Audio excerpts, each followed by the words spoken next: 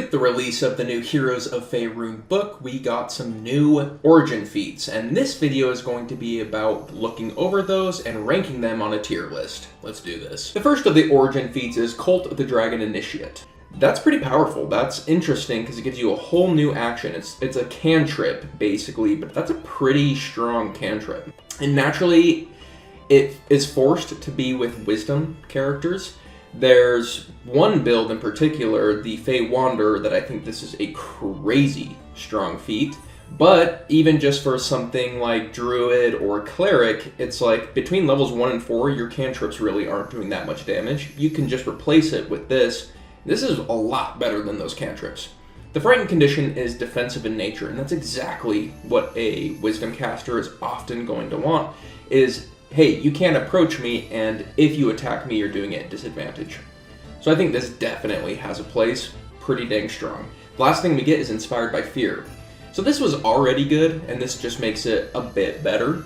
Heroic inspirations are really, really nice, and this is a good reason to spend it before you start trying to fear people. A really easy way to do that is initiative, because you're like, hey, I know I'm going to try and scare people this combat, so I'm going to go ahead and use it on initiative. Then, because now I'm more likely to go first, I can start fearing people earlier and get that heroic inspiration back. As good as this is, I can't say it's great without effort. I do think there needs to be attention to detail when you take this. Specifically, like, yeah, it's just not, it doesn't hit a broad enough category that I can say it's great without effort. It hits a fine enough one that it ends up being with effort. Still very good. Today's video of D&D Daily is sponsored by D&D Daily. What we're offering up today is called Dragon's Digest. It is the single biggest piece of content that I've ever been a part of, and it is 23 pages packed to the brim full of haunting advice for DMs. It has a one-shot, has a pretty amazing boss fight, if I do say so myself, as well as a bunch of other stuff. I think you're going to really, really enjoy it. If you want some cool content as well as supporting the channel, you can buy it in the description down below, probably in the pinned comment, probably elsewhere, but yeah, maybe it's even popping up right here. I don't know. But you'll be able to find it if you just look around a little bit on your screen. And without further ado, back to the video. Next up we have the Emerald Enclave Fledgling. Basically, you can always speak to animals, is what that means. So this is kind of a tanking feature. You run up and you swap out with somebody, but it's a whole action to do that. That's pretty expensive. I tend to like when the help action is expanded upon. I really liked Mastermind back in the day, even though it wasn't the most powerful. I just really enjoyed it. I like that we're getting new help action stuff, but I don't think we have enough to make those builds particularly good yet. I'll keep an eye on this one. If we can find ways to give help as a bonus action, like the old Hobgoblin, for example, I think this can stand out as something that could be much, much better. As of right now, I would say talking to animals is not good enough, and you can get it in so many different ways that if you really do want to get it, taking a whole origin feat to get it is probably not the route you're going to go. And then this tag team, while it shows more potential, I don't think there's enough support for it to really stand out. Which brings us to our tier list. I think right now it's got to fall into the, it's kind of bad and it's for flavor only. This is an Emerald Enclave feat, so if I'm taking an Emerald Enclave character, I can see myself taking this, but that's for the flavor only. I really don't see it shining otherwise. Next up we have Harper Agent. Okay, so this gives us basically a new cantrip that says, hey, the next ally who attacks this person gets advantage. We're still using our action to do that. It feels like most cantrips are just going to be better than that. And the other stuff is just ribbon feature. So this is worse. Reading this has reminded me that Emerald Enclave is worse than I thought, even though I already ranked it at the lowest I can. The reason why is that if we want to give an ally advantage on somebody, we have to be within 5 feet of that person. So when we swap with our ally, they're still 5 feet away from that enemy, which is unfortunate. It's almost like we're using an ally to escape their range, but that's so situational. Yeah, this Emerald Enclave is pretty bad. Harper Agent is better than Emerald Enclave. Is it good enough to get out of bad / flavor only? Passable with the right build, maybe? I can see it being like, you're a support character, maybe like a bard, but instead of doing a d8 of damage, you want to give an ally advantage.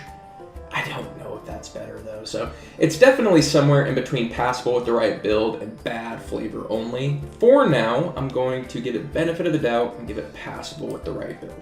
Next up we get Lord's Alliance Agent.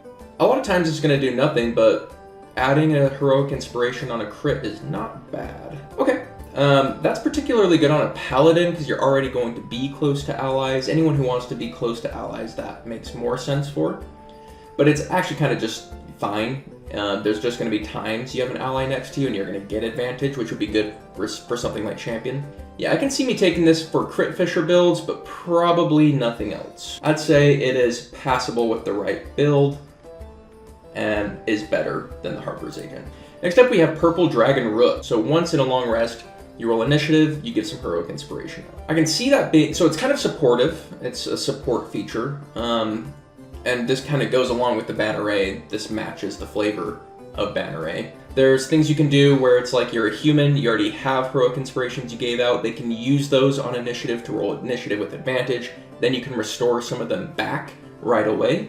That's an idea. But ultimately we're getting a couple rerolls a day. So it's kind of akin to the Lucky Feat. You're just giving it away to other allies. I think this is okay for a support build.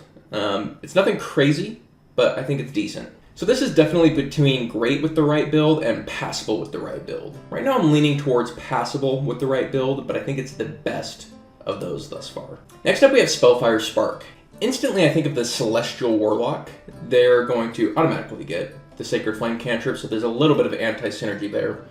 However, you do get to do extra radiant damage, and you can do things like use Sacred Flame and Eldritch Blast in the same turn. So there's some synergies there. I do like being able to use a cantrip on a bonus action. That's pretty good. That's tied to your proficiency bonus, so it scales no matter which direction you go.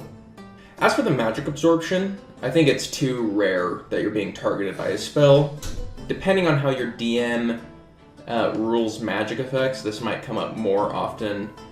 But I think there's a good chance this is pretty low value overall magic absorption.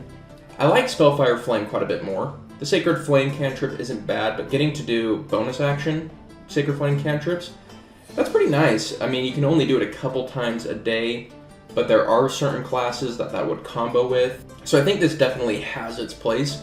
Do I think it's cracking anything or breaking anything? No, I don't.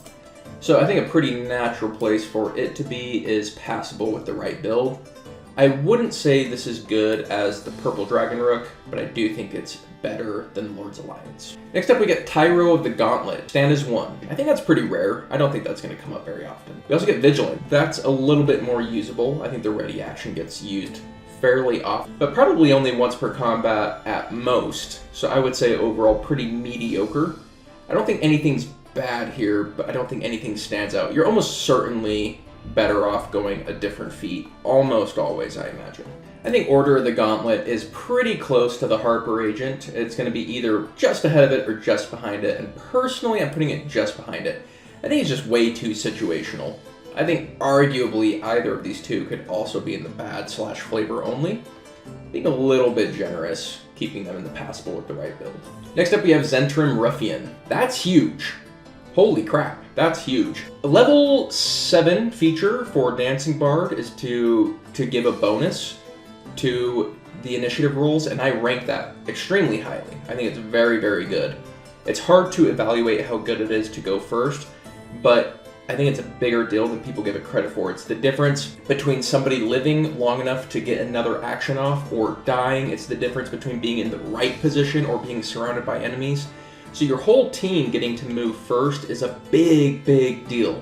And this is pretty abusable because all you have to do is reload your heroic inspiration, and there's different ways of doing that. But so long as you have heroic inspiration, I cannot think of a better use for it than this. On top of that, the exploit openings portion of it, while not as good, isn't bad, especially for something like a rogue, where the damage dice you roll is quite a bit. It can be a big difference. So I definitely like this one. I don't think it's good enough to say that you can just take it without thinking and it's incredible. Great, so it's definitely great with the right build, but the question is it better than the Cult of the Dragon one? And I think so. I think that is such a huge benefit for an origin feat that has got to be the winner here. So we're done. This is what it looks like. We don't have any that are great without effort, which is probably good. We don't have any that dominate a playstyle, which is definitely good. We have 1 to 3, because I do think these two are arguably in the bad/flavor only section. I'm giving them the benefit of the doubt here. But overall, this is about where I want my Origin feats. I think 2 that are great with the right build and a whole bunch that are passable is about right. So again, I actually like this book. I think that it's a solid book. I think they designed it pretty well. There's only a couple things that I'm like, I do not agree with this design philosophy. And they always fall into either the bad flavor only or dominates a playstyle. And we can see in this situation, there's only a couple that are in the bad section. 1, 2, 3. All the rest I approve of. Maybe a little too strong on these. Great with the right build too. But that's just me. Why don't you guys let me know what you guys think in the comments down below. And until next time, catch you later. Peace.